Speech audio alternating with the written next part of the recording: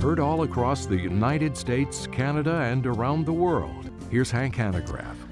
Thank you very much, Randy. We are making our way through the book of Matthew, and during the last broadcast, I explained the difference between predictive and typological prophecy.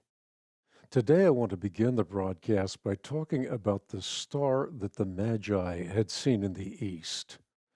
This star which the wise men saw in the east, says St. Matthew, went before the Magi till it came and stood over the very place that the young child was. And when the Magi had come into the house, they saw the young child along with Mary, his mother, and they fell down and worshipped him. And when they had opened their treasures, they presented gifts to him, gold, frankincense, and myrrh. So I want to pose this question, a question I've been asked many times in the Bible Answer Man broadcast. What is this star? It's an interesting question, and certainly not an insignificant one. For it is the very star that guided the Magi from the east to a tiny hamlet in the west, from Persia to Jerusalem, which is a span of about 1,000 miles. Are Christians guilty of blind faith? Read Hank Hanegraaff's book, Has God Spoken? Click on the eye above. The star is significant because to this very day, its luster has never faded. It crowns the top of Christmas trees. You can find it on Main Street. You can find it in malls. It's the most prominent motif of Christmas cards. In the West, however, there have been all kinds of rationalistic efforts to explain its existence. And therein lies a problem.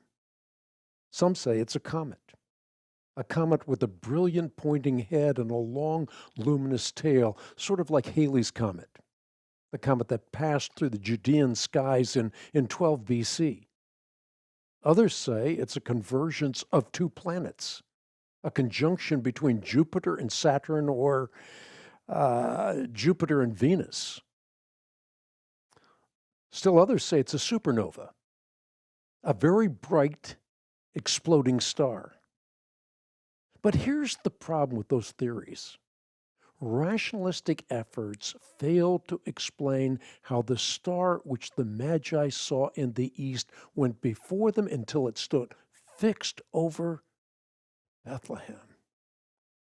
The position of a fixed star varies at most 1 degree per day. And therefore, no fixed star could have led the Magi to the place of Messiah's birth. Neither a fixed star nor a comet could ever have disappeared, reappeared, and then stood still. Only a miraculous explanation suffices. A miracle like the pillar of fire by night, the pillar of cloud by day, which led the children of Israel from exile in Egypt toward the land of promise, or the Shekinah glory of God that John describes in Revelation chapter 22. I love what the late St. John Chrysostom, the late 4th century bishop of Antioch, once said, something to the effect that the star was not a star at all. It was an invisible power transformed into the appearance of a star. Why? Because there is not any natural star that moves in this way that this particular phenomenon did. No natural star is endued with reason. It was as though the veil that separates the habitation from God from the habitation of humanity parted so that the wise and the wise alone could see the glory, a glory not visible to Herod, not visible to the chief priests and teachers of the law, but a glory manifestly visible to the Magi who had eyes to see which bears eloquent testimony to the reality that God lives in enough light so that those who want to find him will, and enough darkness so that those who do not want to find him won't. Let me add a word here about the treasures brought to Jesus by the Persian wise men. They brought gold, indicating that Jesus would be a king or was a king. They brought incense, indicating that he was a priest, the ultimate high priest, and myrrh, the ultimate sacrificial lamb who would ultimately shed his blood for the sins of the world.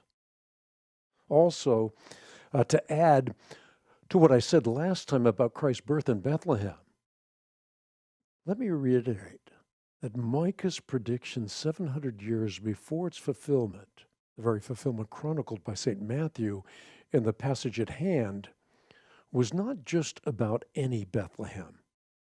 It had to be Bethlehem Ephratah on the outskirts of Jerusalem, not Bethlehem in Zebulun, 11 kilometers northwest of Nazareth.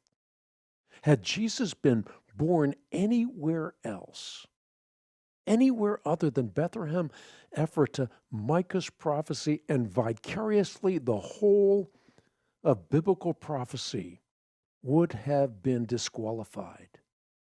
Instead, in concert with the scriptures, Jesus was born precisely where predicted. God sovereignly directed the course of human history from the woman Eve, who was deceived, to the woman Mary, who conceived a son born in Bethlehem, who alone could emerge through the doorway of Old Testament prophecy. And remember, he had to be crucified with criminals. He had to be born prior to the destruction of Jerusalem's temple. He had to be a worker of extraordinary miracles. As though that were not enough, he had to fulfill all the law and the prophets. Put another way, he had to fulfill every aspect of the Old Testament, precept as well as prophecy. Access more than 1,500 free articles on Christianity, cults, and aberrant religious teaching. Go to equip.org or click on the eye above. And not only that, but he would be a light to the Gentiles, so that salvation would go out to the ends of the earth. The prophecies concerning Messiah are so precise that the probabilities of someone fulfilling them by chance simply do not exist. No mere mortal can write history prior to the fact. God and God alone could have etched Messiah's portrait in the Old Testament and then cause it to come to fruition in the New Testament. Let me go to break with something I memorized a long time ago. It is by the 19th century historian Philip Schaff, who said this: Jesus of Nazareth, without money and arms, conquered more millions than Alexander, Caesar, Muhammad, and Napoleon. Without science and learning, he shed more light on all things human and divine than all the philosophers and scholars combined. Without the eloquence of schools, he spoke such words of life as were never spoken before or since, and produced effects that lie beyond the reach of orator or poet. Without writing a single line, he set more pens in motion and furnished themes for more sermons, orations, discussions, learned volumes, works of art, and songs of praise, and the whole army of great men of ancient and modern times. Well, after a short break, I'm going to pick up with the rest of Matthew chapter 2, and I'm going to describe the difference between the Magi who worshiped Jesus and the monster that sought his death. As we go to break, once again, I do want to thank all of you who stand shoulder to shoulder with me in the battle for life and truth. You're touching the lives of people all around the world. I also want to mention that a lot of what I'm talking about on this broadcast I wrote about in my book, Has God Spoken? That book available through the Ministry of the Christian Research Institute. You can pick up a copy for your support on the web at equip.org.